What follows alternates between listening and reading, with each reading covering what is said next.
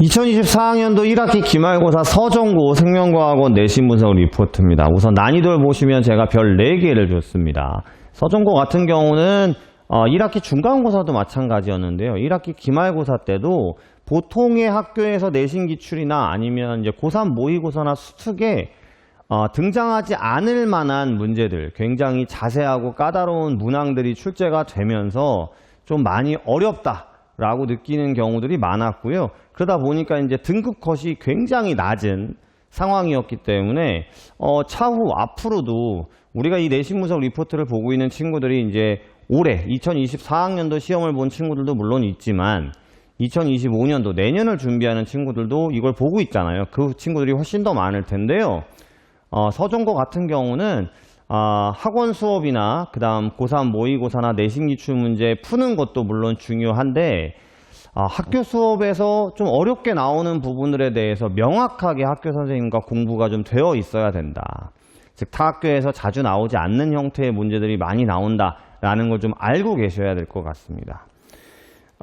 총평에서도 보시면 아시겠지만요. 이번 시험에서도 뭐 뇌량, 뇌실이라든지 이 부분은 거의 일반적으로 공부가 잘 안 되는 부분이거든요. 그 다음 뭐 인슐린 민감도라든지 뭐 프리온 질환, 부신, 수질, 피질 이렇게 개정 전 용어들도 많이 나오는 편이었어요. 그래서 조금 더 많이 어렵지 않지 않았을까 생각이 들고요. 그 다음에 전체 이제 6문항, 7문항 정도가 타 학교 내신 기출이나 모의고사에서 보여지지 않는 형태의 문제가 나오다 보니까 아무래도 등급이 점수가 많이 낮게 형성이 되는 편이었습니다. 그래서 다시 얘기합니다만 학교 프린트나 그 다음에 학교 수업 시간에 나오는 어려운 좀 까다로운 다른 내신 기출 문제나 고3 모의고사나 수특에서 보여지지 않는 내용이 있다라고 하면 이걸 좀 학교 선생님한테 열심히 물어보면서 정확하게 개념 공부가 되어 있어야 되고요. 반드시 서정고는 관연도, 즉 올해나 작년이나 이런 내신 기출 문제들을 받아서 꼭 풀어보는 것이 중요하지 않을까 생각이 듭니다. 신경계에서 9문항이 출제가 됐어요. 1학기 중간고사 때도 이제 근수축까지 봤기 때문에 좀 범위가 넓은 편이었거든요. 신경계 9문항이 출제가 됐고요.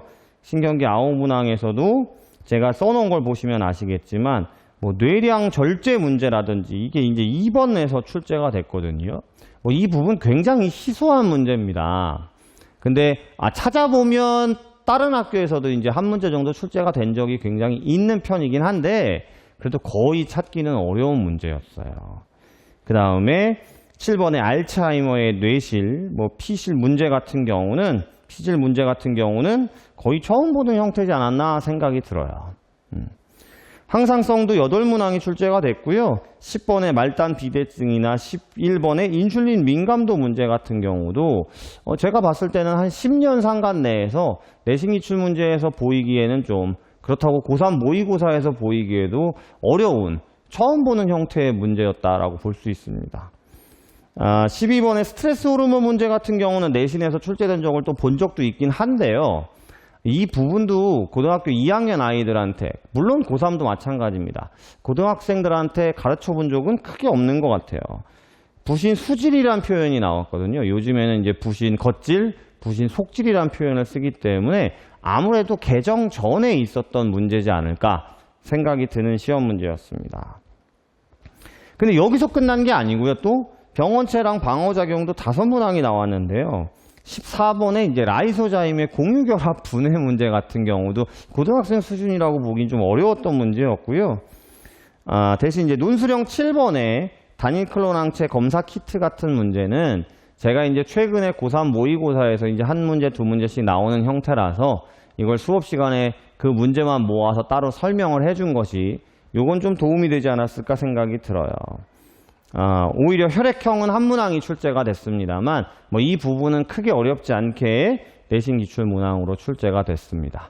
그러니까 이제 서정고 학생들 같은 경우는 자기 생명과학 점수가 너무 낮다라고 생각하는 것에 대해서 좌절하지 말고요. 지금 문항 자체가 좀 고등학생들이 배우기 어려운 문항들이 많이 출제가 됐기 때문에 우선은 좀 마음을 편하게 놓고 시험 준비를 할 때도 고3 모의고사나 이런 것들 위주로 푸는 것도 중요하지만 다시 얘기하지만 학교에서 좀 독특하게 배우는 형태들을 좀 꼼꼼하게 학교 선생님과 함께 보는 것이 중요하지 않지 않을까, 그런 생각이 드는 시험이었습니다.